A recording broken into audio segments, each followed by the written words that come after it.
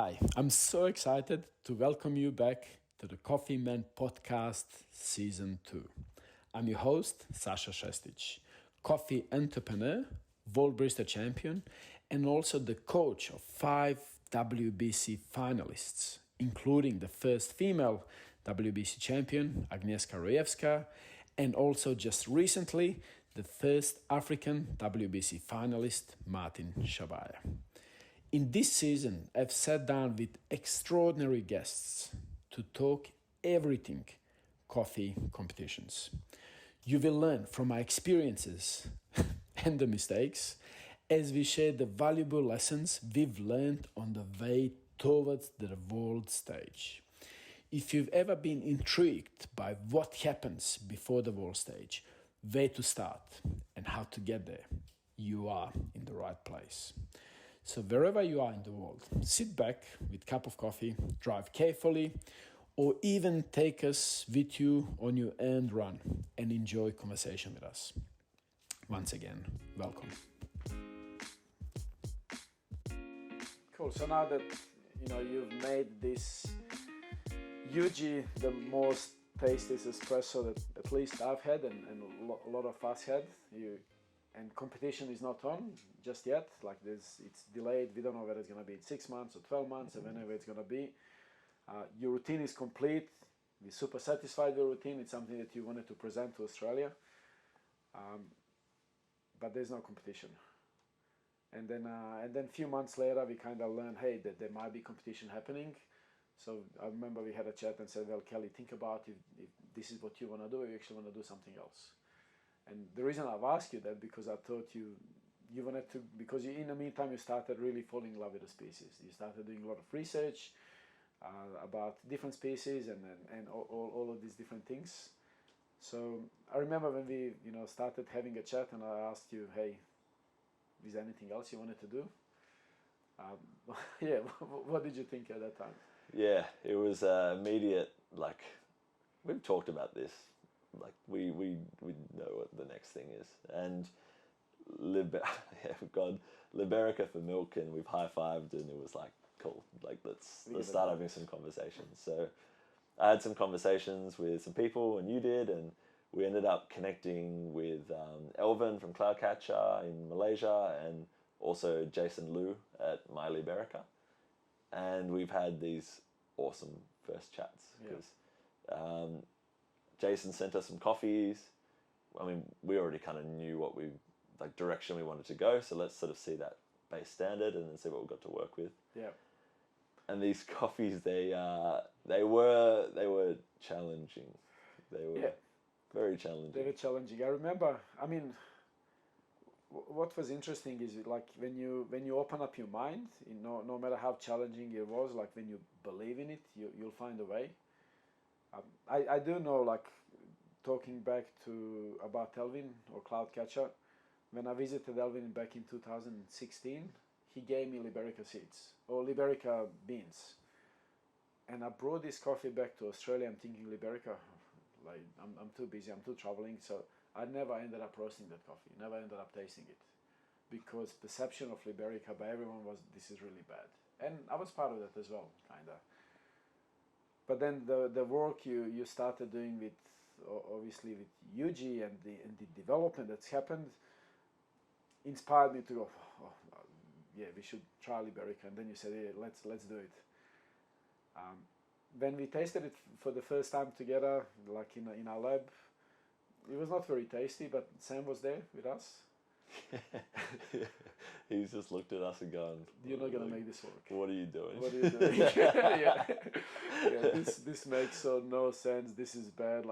Don't even bother. And you're wasting your time. And we're come on. We'll show you. Yeah. And that kind of gives a lot more energy when someone tells you, hey, you can't do this, but when you believe in it, so thank you. You just helped me to walk even harder because I want to prove you wrong. So that was for me really exciting because Jason is an unbelievable person. He is so ready to just experiment and go crazy and to do everything and anything that you ask of him. And he's great man because he's got the most amazing attitude, and that's why this ultimately worked. Yeah. And that's why we felt so good about pursuing this direction. And so let's talk a little bit. I remember first meetings that you had with Jason. He was not necessarily very proud to be a Liberica coffee grower. Not necessarily proud, but it was hard for him to grow that coffee without much market, with maybe not as favorite taste. And how did you feel with these conversations? It was kind of hard hearing, I guess, the way, and it's absolutely not his fault as well. It's subject of the situation that Liberica was in Malaysia at the time. And, it's not sought after. There's a lot of people saying this doesn't taste good. And over time, and I can imagine that can be pretty demoralizing. And he was, when we were talking so positive about what it could be, we have our perspective and he had his perspective that he's been working with it. But for me, I found it hard hearing the situation that, there isn't necessarily hope, or is there hope, or I don't know. And that would be an extremely hard thing to do when you've spent all your time planting all of this coffee and investing so much and all of your energy and your work and everything for you to have no hope of this potentially being an amazing thing.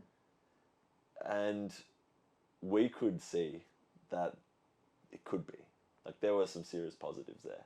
Like, we've cut these coffees and they had very polarizing flavor. Like, some of them was salami and blue cheese and cedar and cigarettes. And it was crazy, some of these flavors that were there. And then durian, but sometimes like a fleshy fermented papaya thing, a little bit funky. And we were like, there's something there. That tropical, that sweetness, that texture is thick. Yeah. It's so thick. And it's loud. Like, these coffees, you can walk into just the corridor down the road and you still smell it. Like, you open the window and you'll smell it around the corner. Like, that's milk-based intensity. So we knew that this could go somewhere. It was a bit of we're going to need to convince that first step to happen and get him excited about it. And the first set of experiments were challenging. It was really challenging. All sort of online, trying to chat, trying to get a sense of how the mill is, and we've invested with Project Origin and your sort of support as well, book, yeah. and with Elvin as well to invest in facilities to help him process in a different way. So you've learned during the COVID time we couldn't travel, so everything has happened on Zoom online. And you have learned a lot about Libericas. Do you mind sharing a little bit what are the characteristics of the tree, the root system, the cherry, maturation, size of the cherry, yield, and everything else? Yeah, so Liberica is unique. It's a unique beast. You look at the cherries and they're like double the size, depending on the variety of Liberica. So Liberica's got all these varieties just like Arabica does. So the ones Jason has are these big boat-like shaped looking beans, and the cherry is huge, and the skin's super thick, and it has all this sugar in it, and it's like this thing is just a machine built for fermentation and to build flavor and intensity. So it's like, this makes sense. Then the root system is like possibly the deepest root system of any species that we know of. So that's accessing a whole lot of stuff. I learned this with having conversations with Stefan Schwartz, a lot about the root systems of the different species, and it's accessing stuff a lot deeper down. Some of the most incredible coffees out there are grafted to Liberica rootstock. So that's one of the extra sort of exciting things, that you can access certain minerals that you not necessarily can get out of Arabica or different species, because it goes more of these amino acids and more of these flavor precursors. And kind of doing this sort of longer fermentation with such a thick skin protection, you can ferment more, get more flavors without getting that booziness. And as we've also seen, the pH in the fermentation moves at a lot slower pace than what it does with the Arabica. And of course, we know that, but just to share with the listeners, of course, when you have such a different species, you can't put it in a Arabica box. How you ferment that coffee, like we do Arabica, or how we treat it, or how we dry it. Yeah. It needs to have that completely different tailored approach, which is obviously the work we done with Jason. We started seeing some better and better results as we were getting It's more. pretty more wild some of the fermentations we did, but yeah, like it's so easy as well at the same time to have that coffee to get contaminated. Yeah. And for these negatives to come in. So usually you've got really thin skin, and it's very easy to, for example, have a lot of overripes in the mix, and it's very easy to contaminate that sugar and then that cherry structure very fast with, let's just say natural process drying. Liberica is even more potential for, it's such high sugar. All the borer beetles want to go after it and destroy it, and then if you leave it out for too long, that can go off in all different directions the wrong way, because there's just so much fermentable product there. And then you put it in a tank, and we did 7 days ferment, and the sugar had barely even started to break down. Yeah. And it's like, let's push more. this is different. And then we've done all these fermentations with we sent the cultures over. Christian Hansen, again, amazing, sending stuff on dry ice halfway across the world, just trusting in us. And the difference was crazy. Yeah. But we'd done these crazy fermentations. It smelt amazing, and then we had issues with humidity. So then we had mold growing all over the coffee, and I'm seeing this stuff on video going like, oh God, I don't know what's going on because I'm not there. Yeah. In Malaysia there's a lot of humidity during the night. Like when temperatures drop, humidity increases a lot, which is the worst thing that can happen from drying coffee. So yeah, halfway through we building the greenhouse.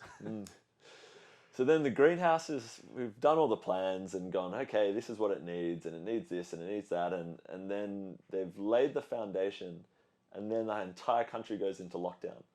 And they've got the next harvest, because we knew this was going to be a key part to making this coffee what it needed to be.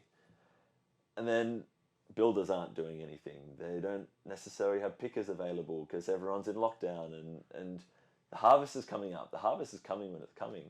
And I'm like, I need this for competition. Like, I know this needs to happen, but he's like, oh, I'm going to try and get the builders to be able to come possibly next week. And then the next week, still in lockdown, and harvest is coming, and they got the cherries in the tank, and then we're still like, okay, greenhouse isn't finished, but cherries are there. They're coming out when they're coming out. And then I think Jason got the greenhouse finished 2 days before he pulled the first cherry samples out.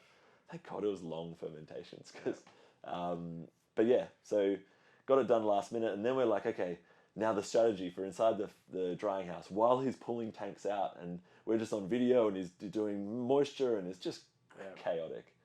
Yeah. And if you're there physically, it's so much easier. Yeah, absolutely. And for anyone that lives in these countries where humidity is really high, like the technique that we've developed, we would measure humidity during the night of the beans, we would measure humidity in the morning, and normally if humidity is really high during the night, these coffee beans will absorb the coffee, and instead of possibly having humidity 28 degrees nighttime, in the morning it comes maybe 31 or 32. So we've kind of developed this threshold that we want to have minimum amount of moisture coming inside of the bean with the support of humidifiers, and it's been amazing to actually see the work you've done with Jason, everything through Zoom, but within 6 to 12 months he's doing the data he's never done before. He's measuring things to the extreme, and we've seen transformation of that, Liberica, because when we've tasted the first few, we couldn't score them. Struggling cupping through it as well, and forcing ourselves to cup this because there is something that's nice, that's just a little bit there, it's hidden with a lot of contamination, as you usually say. But then with a lot of work, these coffees were just tasting better and better and better. This is where Jason is integral in this. Absolutely. Every time you ask, oh, we need this data or we need that, he's like organizing probes and he's doing that, and he's like, I can. And because I mean, he started to see that there was this potential there, and we had this one crazy lot. I think we had like 2 kilos for nationals, and yeah, it was crazy guava fruits. Yeah, so different. Yeah, and tell me, Kelly, what does it mean for you? You know, you're the person that loves flavor, and always driven by flavor. But this competition or this routine and species and Yuji and Liberica, it's way beyond taste. Like, what did it mean to you to serve Liberica on a stage? Yeah, that was a super proud moment. I knew that had to be the coffee because it adds that extra dimension to my routine, and it means so much to so many producers that are growing this coffee and have no hope, and the potential is insane.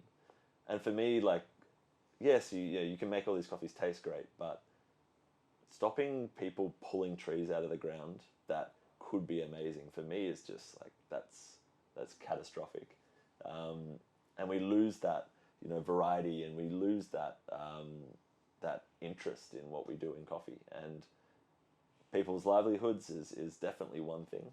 There's so many layers to it, but it's making Liberica a exciting industry to work in. I mean, if we're just working in only Arabica the whole time, we're only connecting with one small part of not only coffee diversity, but also diversity of people. Without thinking about species, I would never have connected with Jason, and it's amazing, these connections. And yeah, it's also doing this twice with 2 different species to start. It's just motivation to push and to make, I see a lot of change that can happen all over the place. So nice. It's pretty special. So going back to competition, I mean, was started off with competition routine, but I mean, what we know, it's not competition. This is now your why, and so you've been enjoying this process, loving this process, and then suddenly, okay, I've got competition to do. Yeah. So you've kind of done this thing that's way beyond competition. Yeah. National came. I've tasted, I remember the final when you've dialed in your coffee, and even dialing in that, when we're talking about Yuji, the way it's been, fermented with the cultures and everything, and roast and your extraction, like coffee was always tasting great. You could just choose, hey, do I want to taste more pineapple, or do I want to taste more guava, do I want to taste more passion fruit? And I remember in the finals having fun, like, Kelly, what do you want your primary flavor to be? It's a darling that I'll remember forever. And after that, when we had that sip, I said, wow, this is definitely the best espresso we've tasted. You won nationals, and time to go to Milan. Like, has much changed between national routine to what you've done in WBC? In Australian? Like we spent a fair bit of time trying to make it a bit clearer. The why was just so strong inside me, and we both knew exactly what the message was. And I spent a lot of time looking over the taste feedback from judges, and just trying to look at myself as no, this can progress. So we spent time just going a bit deeper. I think we only had about 6 kilos of the final coffee again for Yuji for espresso, and only a few kilos of our good lot of Liberica, because we went a lot of different experiments. Yeah. So there wasn't a lot of coffee to work with, but we got the most out of what we had to work with. So freezing down, how we froze down, we weren't doing backpacks anymore. It was tubes, and like even the size of the tube, and we had 2 kilos really of the final espresso lot that was like, yep, we know exactly what we're going to do with it. This is the roast that we really, really like, and every detail's there, and we know it's going to be this age, and we know it's going to do this, and we just had to know all these things to make it work with that little coffee. And then it was a lot of time spending on just simplifying the message so that, you know, we have international judges, maybe not English first language, but there's so much that you want to say, and we didn't even get to scratch the surface of the deeper why or the story or the work that we've done. Yeah. Okay, so we're gonna go back to Yuji. Like, you've obviously done a lot of work with Yuji on a farm level. In the meantime, a lot of work has happened on roasting as well, selecting your best possible cups and temperatures and how it should be served, how many sips, how many stirs, and so many of these things. But then you've used chilling compounds in your routine. And so if you want to take us a little bit through, you know, how that all started, you know, when you send chilling compounds to Zurich University, the numbers, the data, and all of these things regarding that. Yeah, so that was super exciting work, and didn't even know if we'd get it completely sort of studied in time for WBC. And there's still, obviously a lot more work within that because it's such a complicated thing. So I used, first chilling compounds method. So for those who don't know, it's running that espresso liquid or coffee liquid over a frozen block so that it immediately takes the temperature off it. So it reduces the number of volatile compounds that you lose into the atmosphere. So they actually stay inside the liquid. So that gives you more of this aromatic intensity, like better aftertaste. It's more aromatic. It's longer. It's more perfumed. Yep. It's brighter, more lifted. Yep. And for Yuji, we had beautiful acidity in the coffee with this particular fermentation, and still sometimes not quite enough of it. And he had that hint of tannin that came with that. So we needed more lift and more brightness. Didn't necessarily need a whole lot more flavor, but what it did was, clarity and refinement and sparkle on the palate. That it just sort of woke up those flavors and made them more alive. Yeah. So we've done that for nationals, and sort of just played around with it to make it work, and how much time it runs on there for, how much of the shot goes on there for, like all those sort of things, and we sort of felt it out. And this was work with Zurich University of Applied Science. So Professor Chahan and yourself have done a lot of work with them as well. Yeah, Nicola, Samo, entire team. Yep.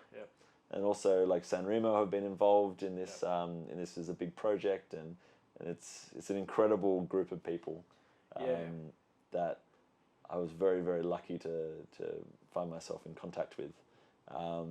So we had a lot of long online chats going crazy deep. And what was amazing is like their whole team there were so keen to go deep with this and to do anything they could to do the research and the studies and all that sort of stuff. So we've obviously done sensory analysis with Yuji here, like exactly the same roast profile, same coffee, where one barista was making coffee in one room and 3 other baristas were tasting coffees completely blind, and one coffee was control without chilling compounds, and one with chilling compounds or different versions. And then we've sent our sensory data to university, and we also send them the coffees, so they can do analytical data. I remember a conversation with Chahan and Nicholas when they were presenting analytical data, like how, if you can share a little bit what happened there and how that made us feel. Yeah, I mean, there was a lot to share, and I was very, very deep into competition as well, and I think we had like 2.5 hour meeting online, but the amazing thing was they pushed this through the testing as a priority to help have that information, the data, so we knew what we were talking about properly. And they were so excited, which is really cool, because it wasn't me pushing someone to try and get something done. It was just happening, and everyone was into it, and they showed us. So it was crazy. The Yuji, and then we did another Arabica coffee as well, and we were sort of understanding the compounds, and with Yuji it was crazy different because it has more aromatic compounds, a bigger range and higher intensity of aromatic compounds compared with, like, it was an Ethiopian wash that we did. So an we aromatic. had about 30 more compounds in UG compared with the wash Ethiopia. Yep. So, I mean, it made a big difference for both coffees, definitely. But UG, because of the amount of aromatic intensity in that coffee, it was even bigger. The difference that it made. And some of these compounds were like 40%. 30-40%, quite a few compounds. Yeah, so that's kind of intensity of that is enough for us to be able to taste and smell, because when, like, quite a few compounds have increased by 10 to 15%, and obviously what that means is it's not significant enough to taste that particular compound, but it helps to push other compounds to be a bit more obvious. Yeah. Yeah. So when you're looking at 40% more of some compounds, that's hugely significant. That's like night and day difference in like the brightness and freshness of this guava note, and just the lift in all those characteristics. So coffees without compound chilling had a tendency to have a bit more of these tannins, because of eugenioides didn't quite have that acidity structure. Even with the fermentation, it lifted that up, but maybe not quite enough yet. Yeah. We're still working on this, but the compound chilling just brought that perception of brightness up just enough to remove the tannic grip in the back of the back of the palate. And aftertaste of these fruits, it's just, guava goes on for days, and it's just perfumed, and you can smell it. Like on the espresso, one will smell more lifted and more fruit driven than the other. The other one will be kind of a bit more chocolatey, bit less flavor, maybe more sweetness coming, or not sweetness coming through. But the quality of sweetness. Yeah, a bit more brown sugar as opposed to this crazy fruit sweetness, right? When we chill compounds. Yeah, it's been a great project. I guess collaborating with University in San Remo, we have a lot more work to do. We have been lucky enough to, I don't know, with all of these crazy innovations that we do, at least we started properly, where we managed to, number one, make sure we do have our patents in place. Yeah. And there'll be more work that we will be doing and showing, and more studies and more research that will show to everyone in the world, with Professor Chahan, Swiss University, Nucleus Tools, as well as San Remo. So very exciting space, and I'm sure you'll be carrying that flag as well when it comes to the work you have done with chilling compounds. Nice. So it was hard not to share everything and like before the competition, because it's like, you do something and then you put it out there, and then it gets picked up so fast. So fast. But it's now so exciting that all this stuff has been now done and presented, and now we can just work to make it accessible. Yeah, make it accessible for people. Absolutely. So Kelly, like, so far with your routine, like it's pretty incredible. Started off with that simple idea, maybe I should try to make this UG to make it a little bit tasty, or I want to do something that's out of my comfort zone, do something that I believe. And that's taken you to go to Colombia, to reach out to microbiologists in Denmark, to bring some of the new species of yeast to the coffee industry, that has directly transformed the UG, and not only transformed the UG, but the way I see it also helped our friends in Immaculata to grow and ferment their coffees on a higher level. That's also taken you to to send this UG to Swiss University to start experimenting with chilling compounds. It's taken you to Malaysia to reach out to to have your Liberica. It's crazy hearing this all laid out. This incredibly, and it made it very powerful, because I'm still getting many messages, many contacts, and as you are, so many more. Hey, we're so happy that you using Liberica. Our friend, Michael Harris from Philippines is now into Libericas as well. So you've awakened up the world, and you've shaken the world quite a little bit with it. You came to Milan. It's a team effort. Obviously, a lot of people supporting you, your vision, but believing in your vision as well, and in embracing it, and sort of everyone wants to kind of make coffee better. And that's something that you have created, this international team effort, where you have people in Colombia, in Denmark, in Switzerland, in Malaysia, and obviously all of us here in Australia supporting you, Aska. You in Milan, you're joining another family of yours, Sanremo. They've hosted not only you but other competitors in the beautiful facilities. Some people that may be following us, there were a lot of games happening, and everyone was saying, "Hey, you guys are having so much fun." If you can maybe share a little bit what's happening in Milan when you arrived and the dynamic of the teams. Yeah, Milan was awesome. Sanremo were so amazing to have their space there, and I've been working with Sanremo for years now, and it is a real family dynamic for sure. Reached out to Carlo and Danilo, and then they were like, anything you need. It was amazing. And then we also Sam Cora, who was working with on his work with the new roaster with Matt Winton on Brewers Cup, and they didn't have a place to train, and then Martin Shabaya, who you were working with, was also like, and then he's working there, and then Charlie, who works with us in Honor Melbourne, who won the coffee cupping. It's crazy. We had Matt Winton, World Brewers Cup champion, using yeast Yuji, and Ecuador, and also Charlie winning World Cupping champion, Martin first African to make it into the finals of World Barista Champion, like crazy. Yeah. And we're all just sort of working together and around each other and just feeding off each other's energy, and it was incredible. Yeah, it was an unbelievable time, and I think that energy and everything that's happening, they just, because in one time you're doing your presentation and Matt comes downstairs to judge and taste your coffee and help out, and then a couple hours later Matt is doing his presentation upstairs, and then we go upstairs and taste his coffee. So everyone had their job to do, everything was lovely organized, but people were supporting each other. I remember when I've tasted Matt's milk that he brought from Switzerland. Yeah, he brought that in an esky for you originally, yeah. But then as a practice milk, because we didn't have much of Riverina milk, but then that milk ended up being so amazing for Martin's coffee, and so in a way everyone supported each other, and possibly even before Matt arriving to Milan, he was thinking of using UG, but Sam brought the roaster, so 3, 4, 5 days before competition, he's roasting coffee whole night for Matt and also for Martin for milk coffee.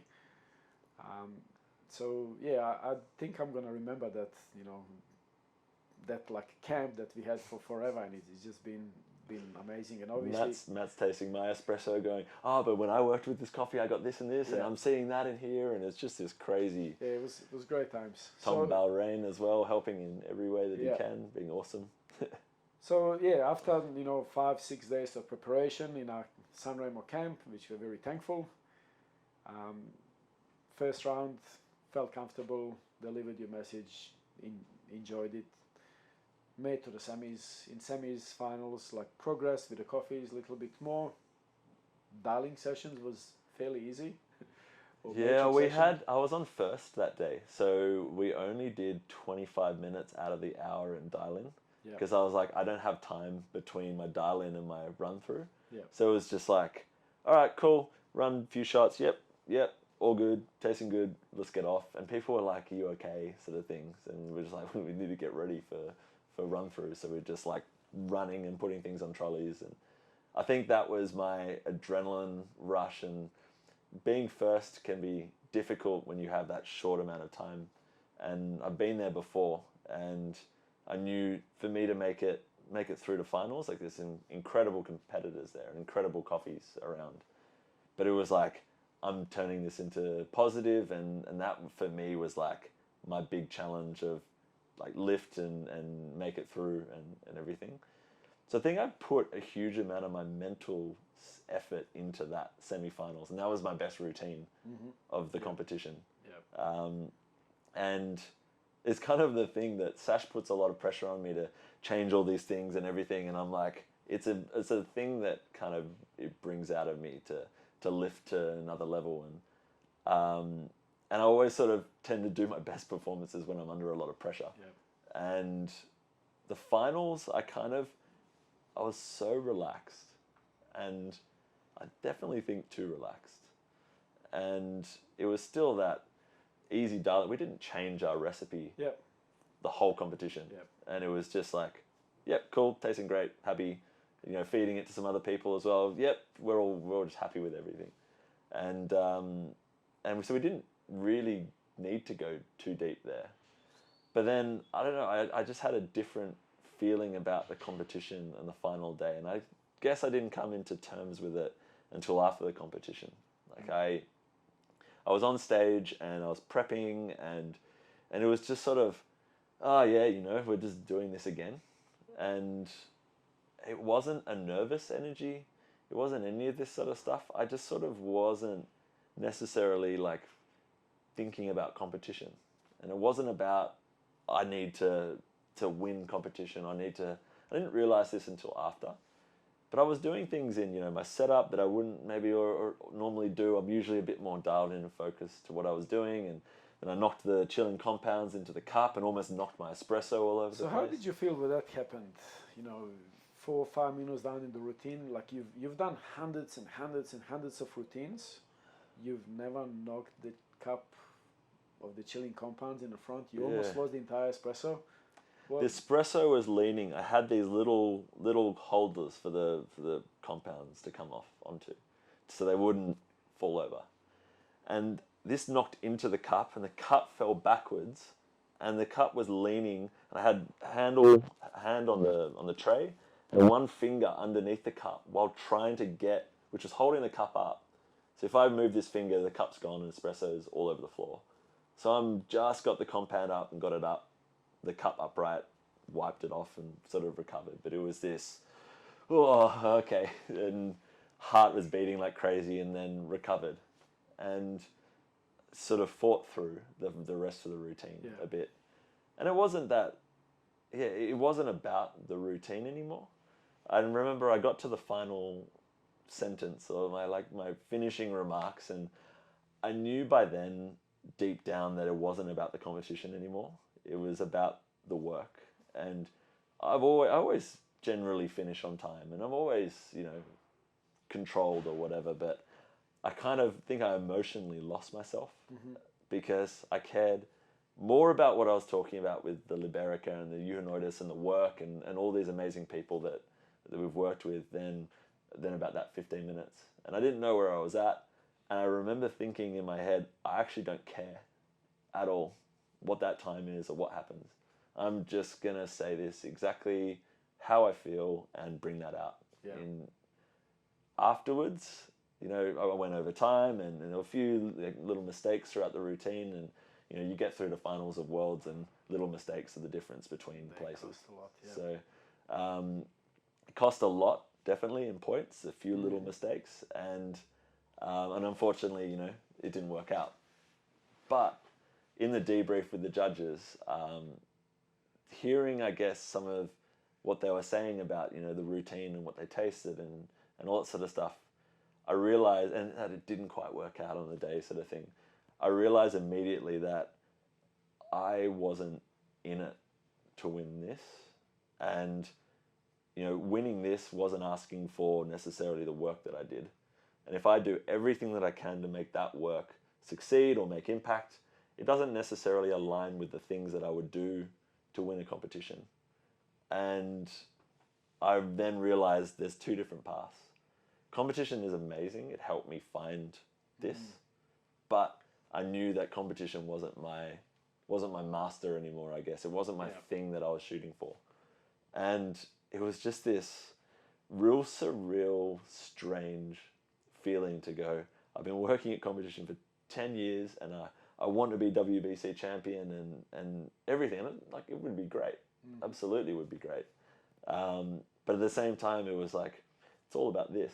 Yeah, because your competition has helped you to find your deeper purpose. And we were discussing that, like in the semi-finals, you knew that you needed to fight hard to be there in the finals. But between semi-finals and finals run through, a lot of messages, Liberica, UG, yeast, chilling compounds, like all the work you've done, you can see, wow, this actually worked. 2.5 years ago, people were telling you, are you seriously going to use UG? And, you made the finals. Are you really going to use Liberica? Made finals.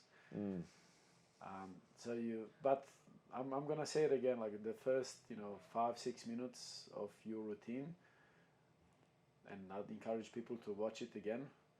It wasn't Hugh Kelly competing or presenting. It was just Hugh Kelly talking about what he loves, what he's passionate about, what it means for you. And as you say, kind of maybe losing yourself or not at the end, but maybe finding yourself. You can call it that way as well, because you realize that after the judges debrief, which I know you've been with you for 10 years. You always really want to ask a lot of questions to judges, but you were just there, nice, polite, kind, and said, thank you, but I'm actually happy. Yeah, it was weird. I didn't want to know. I wanted to know feedback based on what they experienced in the cup, but it wasn't about competition at all. And it was like, we're going to start going into points and technical, and I was just like, I actually don't care. What did you find, or what did you experience? And that was and trying to get what their emotional human connection was to the species and the coffee and the work. And that was what I was interested in. Yeah. And it was straight away, I'm actually so proud of everything that I did. And even though it wasn't a 100% nailed routine, the final one, whatever it was, I still feel like the work's out there and the door's open. So, yeah. And when we, number one in WBC is UG, by an amazing friend, David Campos. Super happy to see trophy going to Colombia. It's UG 6 days fermentation that you've sort of helped to create. Number two, UG 8 days, one of the trials that you have also done and encouraged the Immaculata people with another beautiful routine. Andrea from USA. World Brewers Cup, yeast UG. Yeast UG. Blended with Ecuador. So, selfishly, if I can say, you made a huge impact that year. How does that all feel?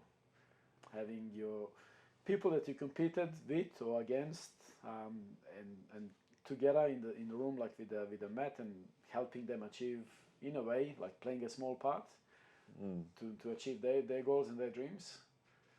Yeah, it feels crazy. Yeah, definitely. It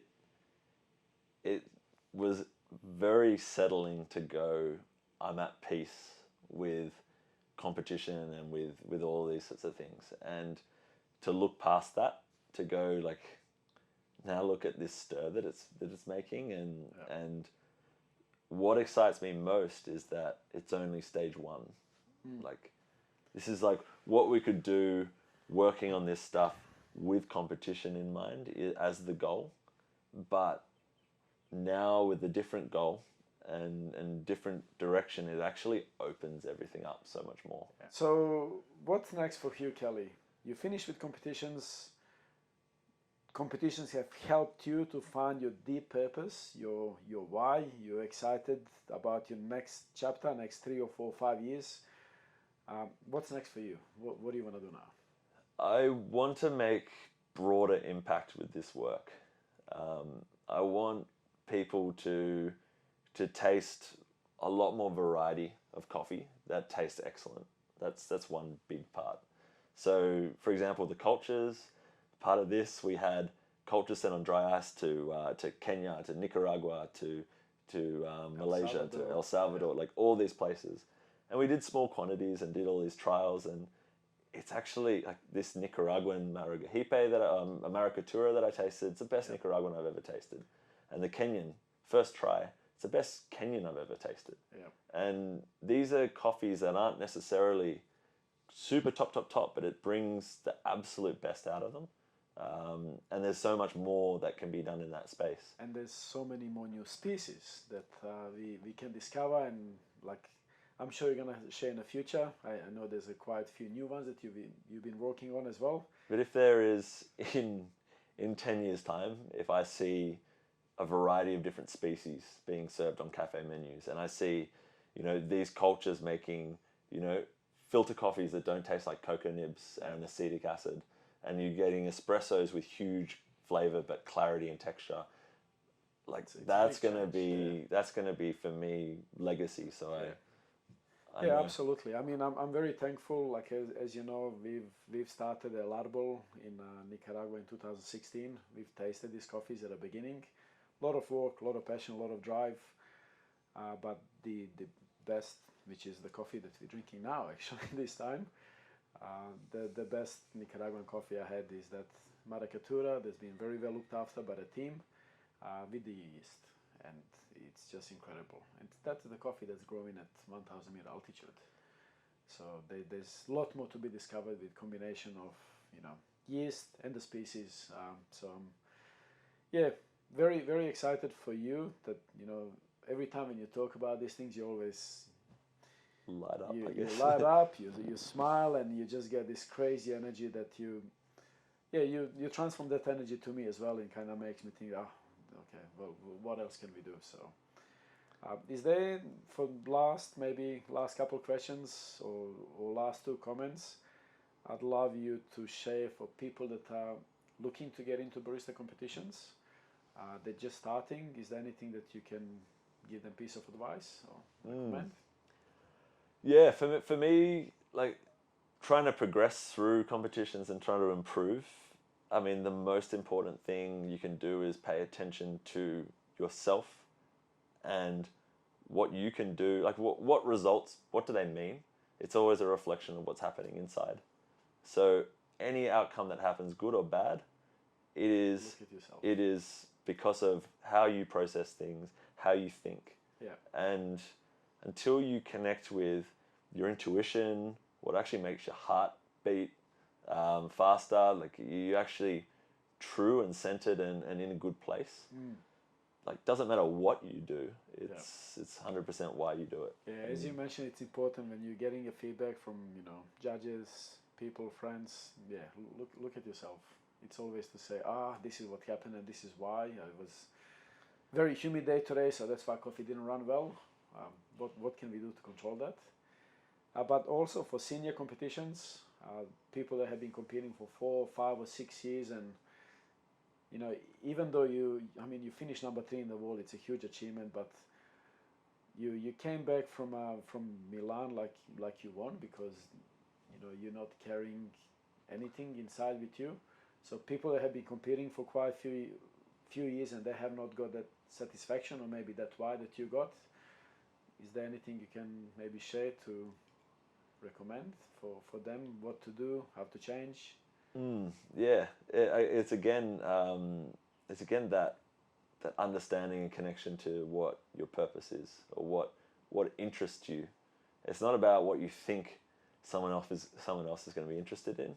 It's absolutely not about that. It's not about trends. It's not about all these things.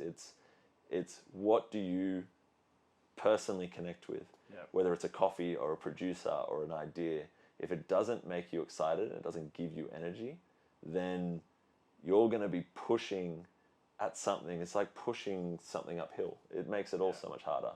For me, the whole campaign, like when you outline all the things that we've done as this massive team and all the different achievements throughout, none of it felt really hard. And that's probably the biggest difference with this campaign to any other. We got to Milan and I felt good the whole time, because there were massive challenges, but there was a lot of hard stuff that did come my way, but it never felt hard necessarily. It felt challenging at times, but it was always that sense of why, and that sense of I believe in this, I believe in what I'm doing, and I know I love this. That keeps me going and allow me to push through things that past me wouldn't have been able to. So I think that's amazing. If I can kind of sum it up, the way I see it, when people start competing for first 2, 3, 4, 5 years, it's more a matter of getting different from outside, learning about coffee, learning about roasting, learning about brewing and just, you know, it's a progress, step by step. You know, some of us would learn more about barista skills, and then other ones will go, oh, now I want to learn roasting, or I want to learn about farm or science or technology.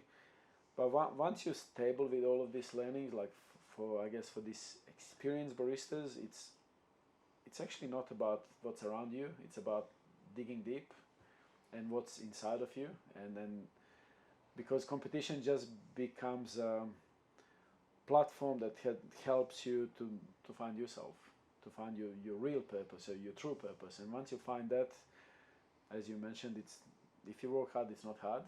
You enjoy it. It gives you joy. It gives you happiness, and I think that, yeah, lovely words. So I hope that anyone that is thinking of competing can use what you just said, and also for the people that have been competing for a while but they have not quite found their why, at least they can get a sign. Well, you know, if it makes you excited, if it's a little bit more excited, keep going that direction. Not necessarily, you know, we all get excited about the same things, or we have a same why in a coffee. It's all different. Well, thanks for Kelly. That was a great conversation, and so nice to dig a little bit deeper, and I'm sure it was very, very useful for our listeners to understand a little bit more about your journey and about your why. Thanks very much. That was fun. Thank you.